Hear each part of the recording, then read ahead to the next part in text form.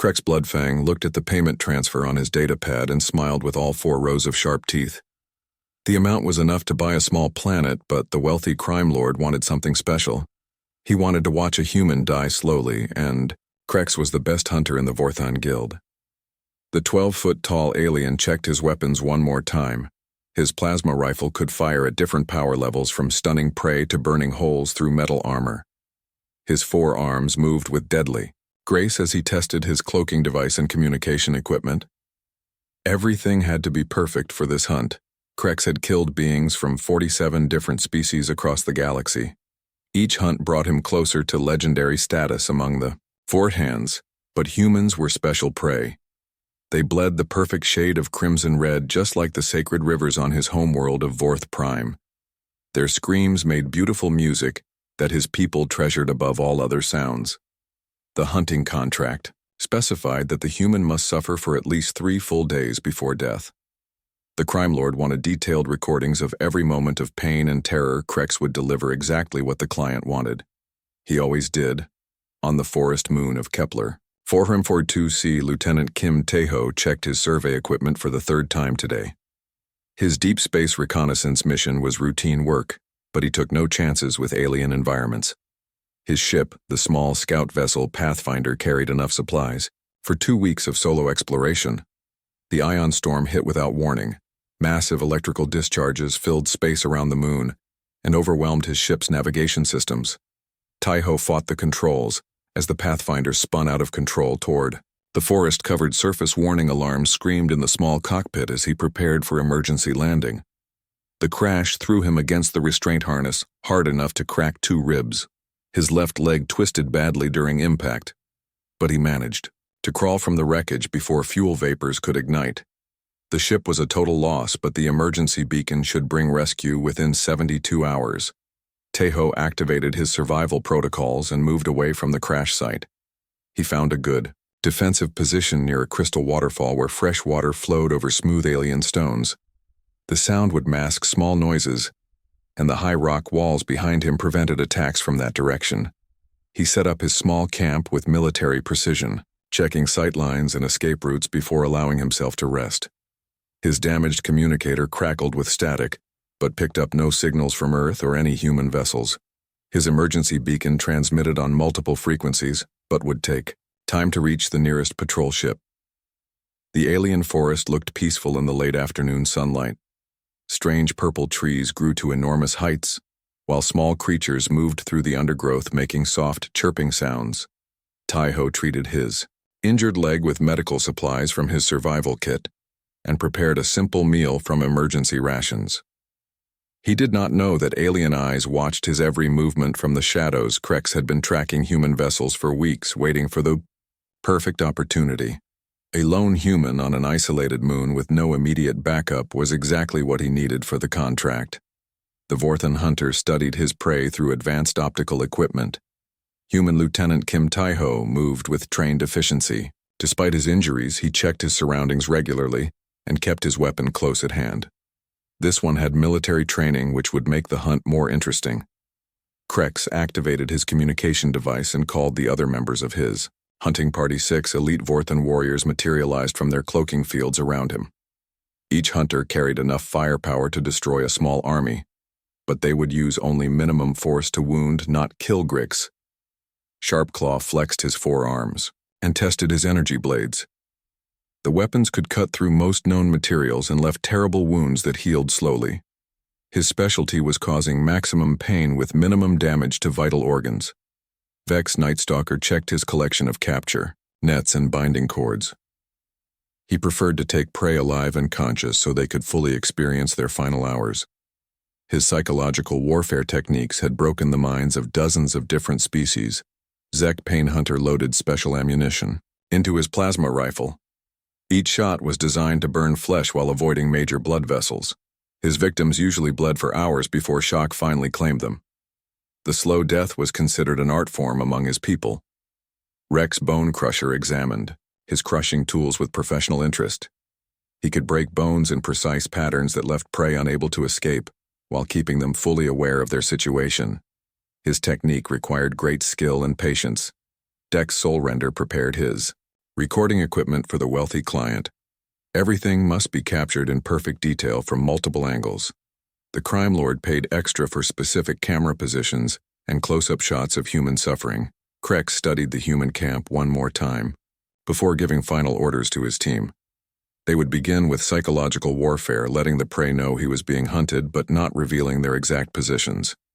Fear was as important as physical pain in creating the perfect death. The hunting party spread out through the alien forest using their cloaking technology to become nearly invisible. Each warrior took position around the human camp, creating a perfect circle of death. The prey had no chance of escape, but would not realize this until it was far too late. As darkness fell over the forest moon, Krex activated his night vision systems and watched the human prepare for sleep. Lieutenant Kim Tae-ho checked his weapon one more time and arranged his gear for quick access. He clearly sensed danger, but could not identify the specific threat. The alien hunter smiled again as he thought about the next 3 days. This human would provide entertainment worth the enormous payment. The crime lord would get exactly what he ordered, a slow, beautiful death captured in perfect detail for his viewing pleasure. Krex sent a coded signal to his team members confirming that the hunt would begin at first light. They had waited long enough, and the human had recovered some strength from his injuries. It was time to start the game that would end with crimson blood on alien soil. Lieutenant Kim Tae-ho tried to sleep, but something felt wrong in the peaceful forest. The small creatures had stopped making their chirping sounds, and an unnatural silence filled the night air. His military training whispered warnings about unseen enemies and hidden dangers. He did not know that death waited patiently in the shadows around his camp. 6 professional killers who had never failed to claim their prey now focused all their attention on one injured human. The hunt that would define his final days on the forest moon was about to begin. Dawn brought no relief to Lieutenant Kim Tae-ho, as alien voices whispered through the crystal formations around his hiding place. The Vorthan hunters had surrounded him during the night, and now spoke just loud enough for him to hear their cruel plans through translation devices. "Today we break your legs, human, so you cannot run." Krex Bloodfang's voice echoed off the crystal walls. "Our client grows impatient with your mobility. You will crawl through the forest bleeding while we follow at our leisure. This is much more entertaining than watching you stumble between trees." Tae-ho checked his wounds from the previous day and found them worse than expected. The alien weapons had burned deep into muscle tissue, and his field medical supplies were nearly gone. Infection was already setting in around the edges of the plasma burns. He tried his damaged communicator one more time and heard only static. The emergency beacon still transmitted but showed no incoming rescue signals. His water supply was running low, and the constant blood loss had left him weak and dizzy. Grick Sharpclaw appeared at the edge of the crystal formation, moving with deadly grace despite his 12-foot height and massive 4-armed frame. His energy blades hummed with power as he spoke through his translator. "Human prey. Your performance yesterday was adequate but not exceptional. We have hunted beings who fought much harder before accepting their fate. Today you will learn why the Vorthan Guild has never failed to claim our chosen victims." Tae-ho raised his weapon, but the alien vanished again using cloaking technology that made him completely invisible. His laugh echoed from a different position, showing how easily he could move without being detected. Vex Nightstalker fired a plasma bolt that shattered the crystal wall inches from Tae-ho's head. Sharp fragments cut his face and hands as he dove for cover. The shot was another warning that his enemies could kill him instantly if they chose. Instead of prolonging his suffering, "You taste your own blood now, human." The alien's voice seemed to come from everywhere at once. "Soon you will taste nothing but blood as we open new wounds across your fragile body. Our weapons are designed to cause maximum pain while keeping prey conscious for days." Zek Painhunter moved to a new firing position and waited for the human to expose himself again. His specialty ammunition could burn through flesh in precise patterns that avoided major arteries. The slow bleeding death was considered high art among his people. Tae-ho knew he could not stay hidden in the crystal formation much longer. His enemies controlled the high ground and had unlimited time to plan their attacks. He needed to move to more defensible terrain, but every step would expose him to alien weapons. Rex Bone Crusher smashed through the crystal wall with his massive fists, sending sharp fragments flying in all directions. The display of raw strength was meant to terrorize the prey and show how easily the aliens could destroy any hiding place. Human, your shelter crumbles like your pathetic resistance. The huge alien stepped through the broken crystals carrying bone-crushing tools designed to inflict precise injuries. We will break your legs carefully so you remain conscious to appreciate our craftsmanship. Teho rolled away from the advancing giant and fired his remaining ammunition at center mass. The bullets struck invisible armor and ricocheted harmlessly into the forest. His weapon was useless against alien defensive technology. More cruel laughter filled the air as the hunting party enjoyed their praise. Desperation Dex Soulrender recorded everything from multiple camera angles, ensuring the wealthy client received perfect footage of human suffering for his entertainment collection. Kreck's Bloodfang materialized directly behind the fleeing human and struck him down with the butt of his plasma rifle. Taiho collapsed to the forest floor as pain exploded through his skull. The blow was calculated to stun without causing permanent damage. Now you understand your situation completely, human. The lead hunter stood over his fallen prey with all four arms spread wide. You are merchandise purchased by a wealthy client who desires specific entertainment. We are professionals who always deliver exactly what our customers order. The hunting party dragged Taiho to an open clearing, where sunlight would provide perfect illumination for their recording. Equipment Rex Bonecrusher placed heavy restraints around the human's arms and legs that could not be broken by human strength. Grix Sharp Claw heated his energy blades to precise temperatures designed to seal wounds while causing maximum agony. We will start with your left leg. Human, the bone will shatter cleanly, but healing will take many weeks. You will crawl like an animal through our sacred Huntvex Night Stalker. Prepared his collection of torture instruments while explaining their various functions to increase the prey's terror. Each tool was designed by master craftsmen to inflict specific types of pain without allowing unconsciousness or death. Zek Painhunter loaded fresh ammunition into his plasma rifle and selected power settings that would burn through muscle tissue slowly. The human would remain awake to experience every moment of agony as his body was systematically destroyed. Aho struggled against the alien restraints but could not break free. The metal bonds were designed to hold creatures much stronger than humans.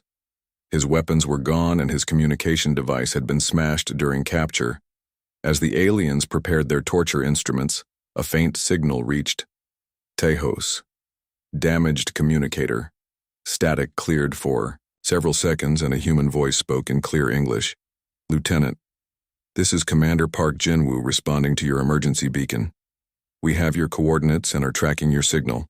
Stay alive at all costs. Backup is 12 hours away. Repeat. Stay alive, we are coming. The transmission was too weak for the Vorthon jamming equipment to detect, but Taiho heard every word clearly. Hope flickered in his chest as he realized rescue was closer than anyone expected. His backup team was already in system and moving toward his position. Krex noticed that his prey had stopped struggling and seemed almost relaxed, despite the approaching torture session. Human, you accept your fate. This is wisdom. Many victims waste energy fighting the inevitable. You will die slowly over the next 2 days, as our client requested. Teho looked up at the towering alien hunter and spoke clearly. Despite his injuries, I am Lieutenant Kim Teho of the United Earth Deep Space Forces Service number 77498 Alpha. My backup team has been notified of my situation. The aliens laughed at what they considered empty bravado from defeated prey. Humans had no forces in this star system, and their primitive vessels could not reach the forest moon. For many days, even if rescue came, it would arrive too late. Dex Soulrender activated his recording equipment and informed the wealthy crime lord that the main entertainment was about to begin. The client could watch live as professional hunters demonstrated their expertise on rare human prey. Rex Bonecrusher selected a bone-crushing tool and approached Taiho's left leg. The device would shatter the femur in multiple places while keeping the victim fully conscious to appreciate the craftsmanship. Involved in precise torture, human, your rescue fantasy provides amusing entertainment, but reality will return quickly when we begin breaking your bones. The massive alien raised his crushing tool and prepared to inflict the first permanent injury. Teho closed his eyes and thought about his training. Commander Park Jinwoo was the most dangerous human in known space, and his SEAL team had never failed a rescue mission. The aliens had made one critical mistake. They had shot a human and watched him bleed, but they did not know what kind of backup was already on the way to collect payment for that blood. The Forest Moon would soon learn why shooting humans was considered an act of war by Earth Command forces. The alien sun rose over the Forest Moon, painting the purple trees in shades of gold and orange. Lieutenant Kim Tae-ho woke with his hand already on his weapon. The unnatural silence from the night before continued, and his soldier instincts screamed, warnings about hidden enemies. He packed his gear with quick, efficient movements and began moving through the alien forest. His injured leg slowed him down, but he maintained tactical awareness, checking for threats in all directions. The crystal waterfall faded behind him as he searched for higher ground. Krek's Bloodfang watched the human leave his night camp and signaled his hunting party to begin Phase 1 of their deadly game. Psychological warfare would weaken the prey mentally before they started, inflicting physical wounds. The human needed to understand that he was being hunted by superior predators. Vex Nightstalker moved through the forest like a shadow, using his cloaking device to stay invisible to human eyes. He broke branches at head, height, and left deep claw marks in tree bark always just outside the human's direct vision. Each sign was designed to create growing fear. Tae-ho noticed the first broken branch within an hour of walking. Something had snapped the thick purple wood recently, but no natural force could have caused that kind of damage. He drew his sidearm and moved more carefully through the undergrowth. The claw marks appeared on trees around him. 4 parallel scratches gouged deep into alien bark. Nothing on. This moon should have claws that large or that sharp. Tae-ho realized he was being stalked by something intelligent and dangerous. Grik's sharp claw took position ahead of the human and left more obvious signs of his presence. Footprints in soft soil showed 4-toed feet with razor-sharp claws. The prints were too large to belong to any animal the human might expect on this world. Tae-ho found the tracks and knelt to examine them carefully. Military training taught him to read sign, and these prints told a disturbing story. Something 12 feet tall with 4 arms and deadly claws was following him through the forest. The spacing between footprints showed it moved with predatory patience. His damaged communicator crackled with static, but still received no response from human vessels. The emergency beacon continued transmitting, but rescue was still days away. Tae-ho knew he would have to survive whatever was hunting him, using only his training and limited equipment. Rex Bone Crusher positioned himself in a tall tree and waited for the human to pass underneath. Krex had ordered first blood to be drawn at exactly noon when the alien sun reached its highest point. The timing would be captured perfectly by Dex Soul Render's recording. Equipment. Tae-ho moved through a clearing surrounded by massive trees, each one tall enough to hide multiple attackers. He felt exposed in the open ground, but the alternative routes would take hours longer. His injured leg was getting worse, and he needed to find shelter soon. The plasma bolt struck his left shoulder at exactly noon, burning through his uniform and searing flesh. Tae-ho dropped behind the nearest cover as pain exploded through his body. The shot had come from above, but he could see no shooter in the trees. Cruel laughter echoed through the forest from multiple directions. The sounds were too deep and harsh to be human voices, but translation devices converted the alien amusement into frequencies that hurt his ears. His attackers wanted him to know they were toying with him. Krex spoke through his translator device, letting his voice carry across the clearing. Human prey, you have been selected for a special honor. The Vorthan Hunting Guild will provide you with a glorious death over the next 3 days. We are professional killers who have claimed 300 lives across 47 star systems. Tae-ho pressed field dressing against his burned shoulder and tried to locate his enemies through thermal imaging. His equipment showed nothing, but the translator voices came from at least 6 different positions around the clearing. These hunters had technology superior to his own. You cannot hide from us, human. The alien voice continued. We can see you through your primitive camouflage, and your weapons cannot penetrate our armor. Run if you wish, but this moon has no escape routes. We will catch you when we choose. Zek Painhunter fired a second plasma bolt that grazed Tae-ho's ribs, burning through his uniform and leaving a painful wound.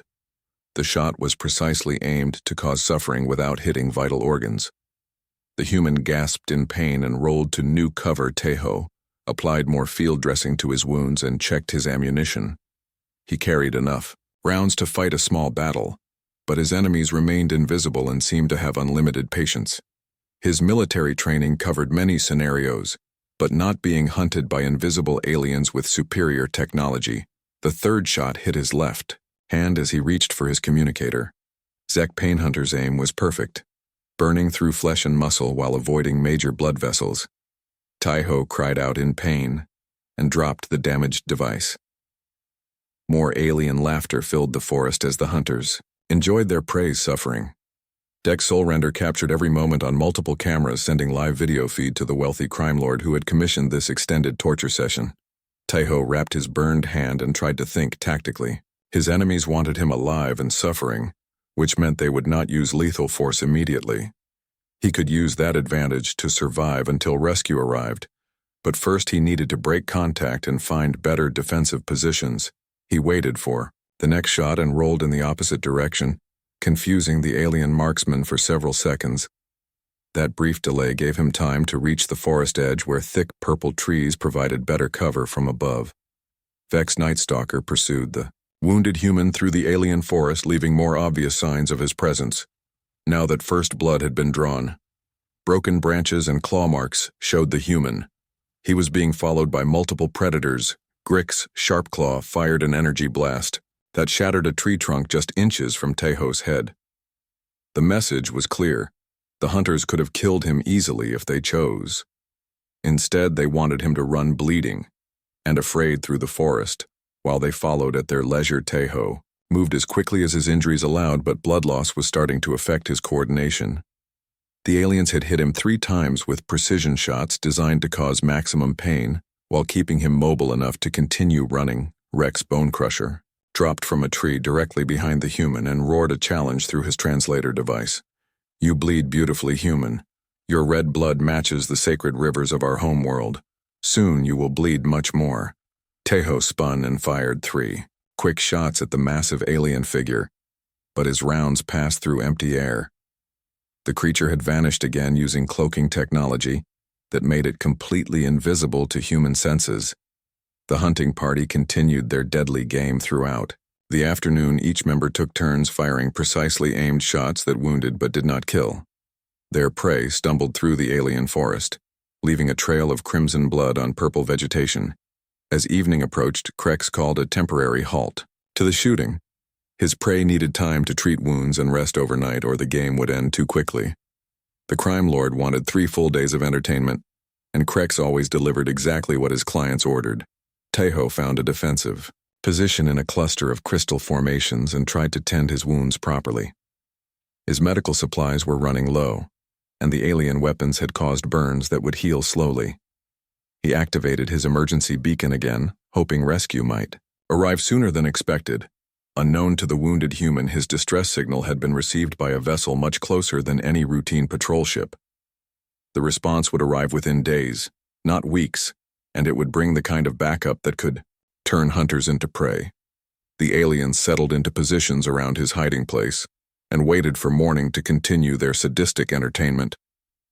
They had no idea that shooting this particular human would bring consequences they never imagined.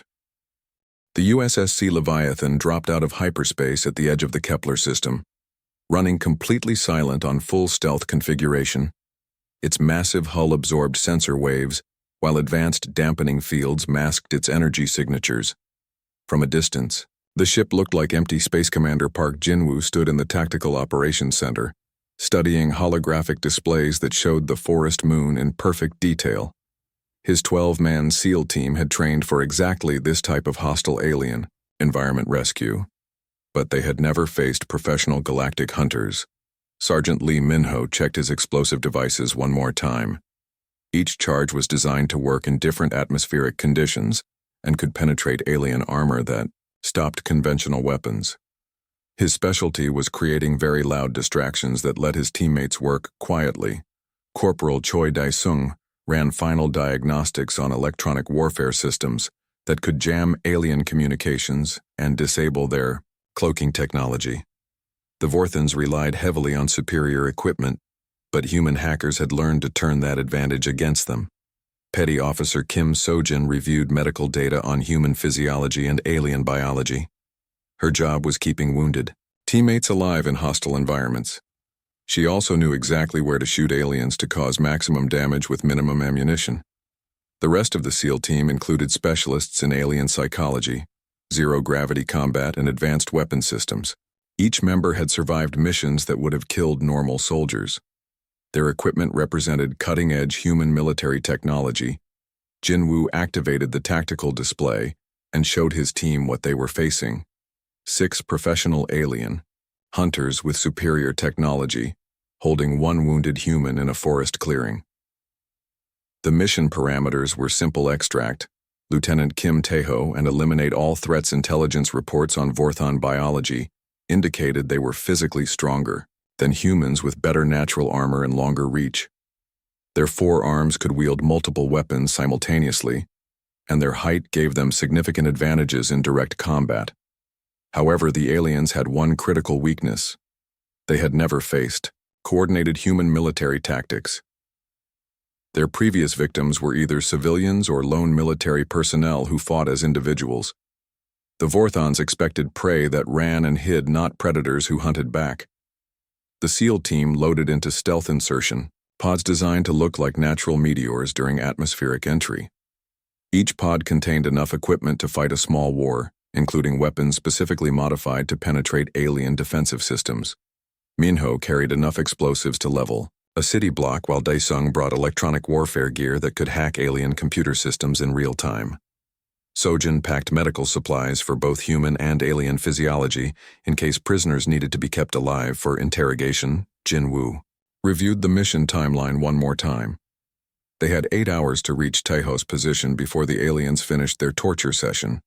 Speed was critical, but stealth was equally important. The Vorthons could not know backup was coming until it was too late. The insertion pods launched from the Leviathan and streaked toward the forest moon, looking exactly like debris from the recent ion storm. Their approach vectors were calculated to avoid alien sensor sweeps while putting them within striking distance of the target zone. As the pods burned through atmosphere, Jinwoo studied aerial reconnaissance photos of the area around Taeho's last known position. The terrain offered good concealment for an approaching team, but also provided multiple escape routes for fleeing enemies. Each SEAL carried weapons designed specifically for fighting aliens in hostile environments. Their armor could adapt to different atmospheric conditions, while their helmets provided perfect night vision and target identification systems. Lee Minho landed first in a clearing 15 kilometers from the target zone and immediately began deploying sensor equipment to track alien movements. His explosive charges could be detonated by remote control to create diversions or eliminate specific targets. Choi Daesung established communication links between team members and began scanning for alien electronic signatures. His equipment detected multiple energy sources near Taeho's position, including what appeared to be advanced cloaking devices. Kim Sojin analyzed the blood trail left by their wounded teammate and determined he was still alive but losing strength rapidly. Time was running out, and they needed to reach him before shock or blood loss became fatal. The SEAL team moved through the alien forest using tactics developed through years of combat experience in hostile environments. Each member knew exactly where his teammates were positioned and could provide covering fire or tactical support instantly. Jinwoo led the advanced team while tracking alien movements through thermal imaging and motion sensors. The Vorthons were focused entirely on their victim and showed no awareness that professional soldiers were approaching their position. Through their scopes, the SEALs observed 6 massive aliens surrounding a wounded human in a forest clearing. The aliens appeared to be preparing torture equipment, while recording devices captured everything for unknown clients. Minho positioned his explosive charges around the perimeter of the alien camp. Each device was placed to destroy specific targets while avoiding injury to the human prisoner. The timing would have to be perfect to prevent retaliation against Taeho. Daesung began jamming alien communication frequencies and preparing to disable their cloaking technology. The Vorthons relied on technological superiority, but human electronic warfare specialists had learned to turn their own equipment against them. Sojin studied the aliens through her sniper scope and identified weak points in their armor where human ammunition could penetrate effectively. Her medical training helped her understand alien anatomy well enough to place killing shots with precision. The lead, alien, raised what appeared to be a bone-crushing device and prepared to inflict permanent injury on the human prisoner. Jinwoo realized they were out of time and activated the attack sequence. The aliens had spent days hunting one wounded human, using superior numbers and technology. They expected their prey to die slowly and painfully, while wealthy clients watched for entertainment. But they had made one fatal mistake. They had never fought humans who worked as a team and came prepared for war. The forest clearing was about to become a killing field where professional soldiers demonstrated why shooting humans brought very specific consequences. Jinwoo gave his team final positioning orders and prepared to show the galaxy what happened when you hurt a human, and his backup finally arrived. The aliens were about to learn that humans had very different ideas about who should be considered prey. The SEAL commander checked his chronometer and smiled coldly as he thought about the next few minutes. These aliens had tortured and killed hundreds of beings from dozens of species across multiple star systems, but they had never faced the kind of backup that protected human military personnel. In 30 seconds, the hunters would become the hunted, and the galaxy would witness exactly why humans were rapidly becoming the most feared species in known space. Their reputation for protecting their own was about to be written in alien blood on the forest floor. The first explosion shattered the morning silence as Sergeant Lee Minho's charges detonated throughout the Vorthan camp. Alien recording equipment vaporized in balls of superheated plasma, while communication devices melted into twisted metal fragments. Rex, Bone Crusher, spun toward the nearest explosion, just as a human sniper bullet punched through his chest armor. The massive alien staggered backward, dropping his bone-crushing tool as green blood sprayed across the forest. Clearing Krek's Bloodfang activated his cloaking device and tried to locate the human attackers, but Corporal Choi Dae-sung had already hacked his system. The alien shimmered back into visibility as electronic warfare equipment overrode his technological advantages. Commander Park Jinwoo emerged from the tree line with his assault rifle firing precise bursts at alien center mass. The specially modified ammunition was designed to penetrate Vorthan armor, and each round found its target with deadly accuracy. Grix, Sharpclaw raised 2 plasma rifles and returned fire, but human tactical training kept the SEALs constantly moving between cover positions. The aliens had never faced opponents who worked as a coordinated team with perfect communication. Vex Nightstalker tried to use Lieutenant Kim Tae-ho as a human shield, but Petty Officer Kim Sojin put a sniper round through his weapon hand from 400 meters away. The alien dropped his rifle and stumbled backward as pain exploded through his nervous system. The remaining Vorthans found themselves surrounded by humans who moved like ghosts through the alien forest. Each SEAL knew exactly where his teammates were positioned and provided covering fire that allowed tactical repositioning without exposing anyone to return fire.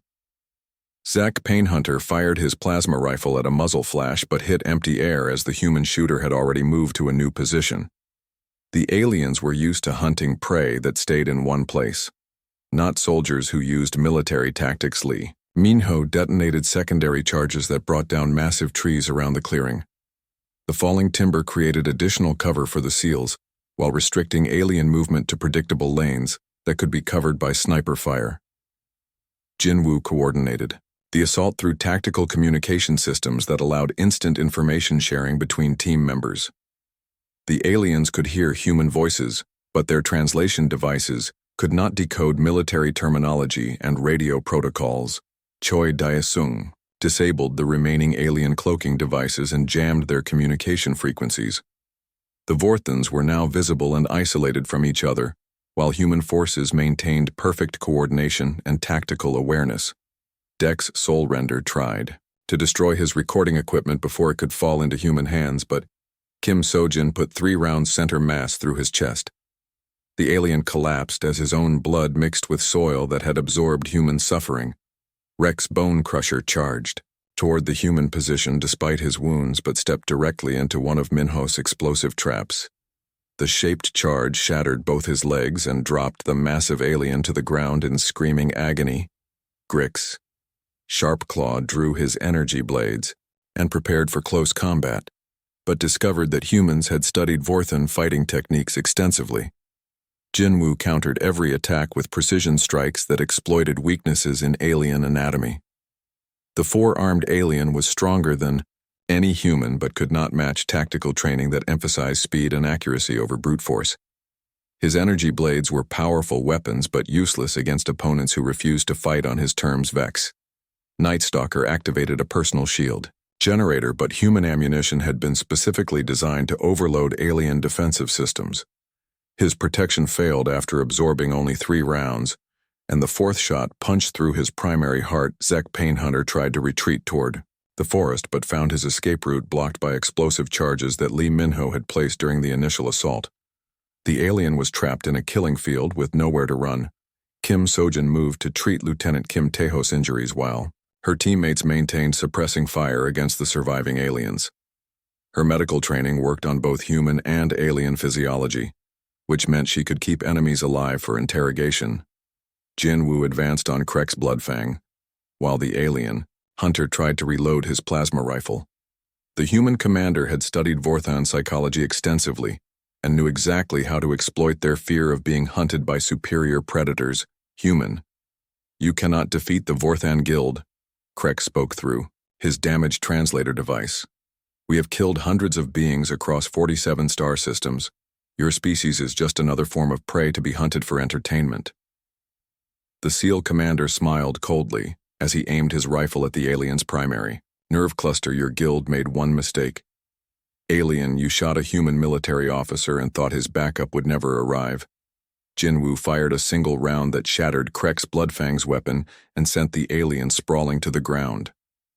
The shot was precisely aimed to wound, not kill, because human intelligence needed information about Vorthon operations. Lee Minho secured the perimeter while Choi Dae-sung downloaded data from damaged alien equipment. The recording devices contained evidence of hundreds of murders committed by the Hunting Guild across multiple star systems. Kim So-jin finished treating Taeho's wounds and confirmed that he would survive with proper medical attention. His injuries were serious but not life-threatening thanks to the speed of the rescue operation. The surviving aliens lay wounded and restrained while the SEAL team prepared them for transport back to human space.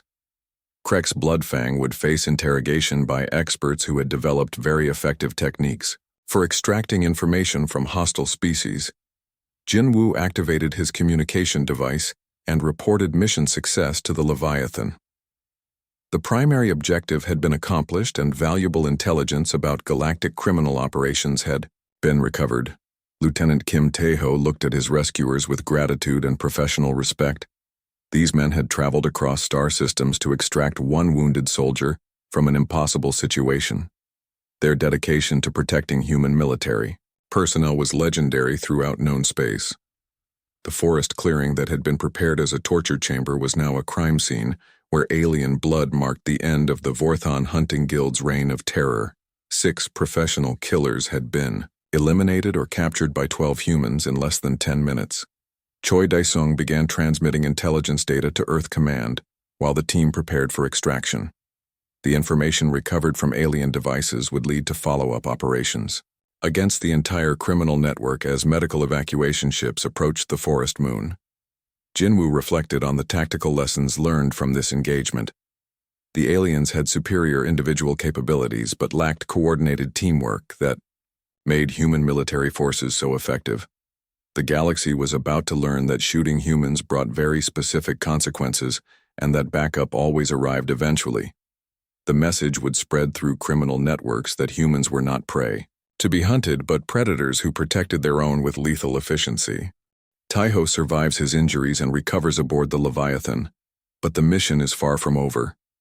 Krex's interrogation reveals the location of the Vorthon Hunting Guild's main base and their extensive network of wealthy clients who pay to watch sentient beings die. Jinwoo realizes they've stumbled upon a galaxy-spanning entertainment industry built on murder and torture. The SEAL team receives new orders from Earth Command to completely destroy this operation. The Leviathan attacks the Vorthon base with overwhelming force, broadcasting the battle across the same networks the hunters use to sell death as entertainment. The galaxy watches as humans demonstrate their own version of hunting. Every Vorthon facility gets destroyed, every hunter killed or captured, and every client identified for future justice. The message becomes clear. Humans protect their own with lethal efficiency. News of the operation spreads throughout known space, fundamentally changing how other species view humanity. The Vorthons were feared across 17 star systems, but 12 humans eliminated their entire organization in less than a week. Krex, the sole survivor, spends the rest of his life in a human maximum security prison, constantly looking over his shoulder for revenge that never comes. Humans, he learns, don't torture their prisoners. They simply remove threats permanently. The Galactic community takes notice of this new species that treats hunting sentient beings as an act of war. Several alien governments reach out to Earth, offering trade agreements and mutual defense pacts. Others quietly remove humans from their prohibited hunting lists and begin treating them with newfound respect. The galaxy learns an important lesson. Humans may bleed when shot, but they also remember who pulled the trigger, and their backup always arrives eventually. Tejo returns to active duty with commendations from both Earth Command and the Galactic Council. The forest moon of Kepler 442c becomes a memorial to all victims of the Vorthon Hunting Guild, and a warning to any species that might consider humans easy prey. In the depths of space, other predatory aliens whisper stories about the day the hunters became the hunted, and why you should never shoot a human unless you're prepared to face the consequences of their species' response.